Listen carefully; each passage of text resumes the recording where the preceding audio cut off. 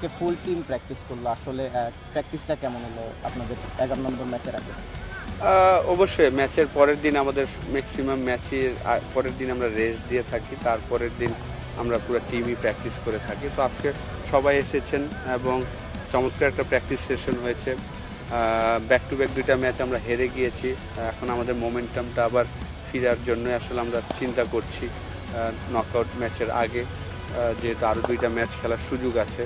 Back to back 2টা match আমাদের day match 1:30-তে start হবে। তো সেইভাবেই আসলে প্রিপারেশন নিয়েছেন সবাই, খুবই ভালো প্র্যাকটিস সেশন হয়েছে।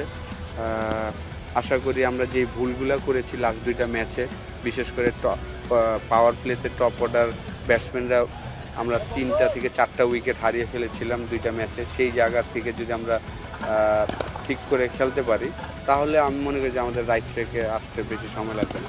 এবার একটু জানতে, রাজশাহীর সাথে আসলে 2টো ম্যাচ হারা হয়েছে, এই বিষয়টাকে আসলে কীভাবে দেখছেন বা কামব্যাকের যে সুযোগটা রয়েছে? এটা আসলে দেখেন, ক্রিকেটের এটা একটা অংশ। আমি মনে করি যে আসলে রাজশাহীর সাথে বিশেষ করে লাস্ট ম্যাচে 120 রান আমরা চেস করতে পারিনি, কিন্তু যেহেতু আমি এই খেলাটা খেলেছি আমার কাছে মনে হয় যে লো স্কোরিং ম্যাচ 120 রানের যেই ইনিংসটা ছিল, উইকেটটা ততটা ইজি ছিল না। আপনি যদি পাওয়ার প্লেতে 3 থেকে 4টা উইকেট হারিয়ে ফেলেন, ওই জায়গায় ম্যাচ হারাটাই সম্ভব বেশি।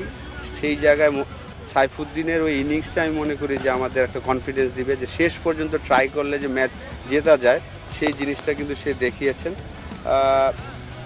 যে 2টা ম্যাচ হয়ে গেছে এটা আসলে ফিরে আসবে না, এখন সামনে যেই ম্যাচগুলো আছে সেটা নিয়ে আমরা চিন্তা করছি। একটা পজিটিভ দিক যে রংপুর রাইডার্সের যারা কোচিং স্টাফে আছেন সবাই কিন্তু টপ লেভেল ক্রিকেট খেলেছেন, তো তারা এই সিচুয়েশনগুলো জানে। তো সেই জিনিসগুলো আসলে তুলে ধরার চেষ্টা করি আমরা আমাদের প্লেয়ারদের, এবং প্লেয়াররাও খুব স্মার্ট, তারাও পারফর্মার। তো আশা করি যে তারা চিটাগাংয়ের সাথে তাদের বেস্ট পারফরমেন্সটা নিয়ে আসবে।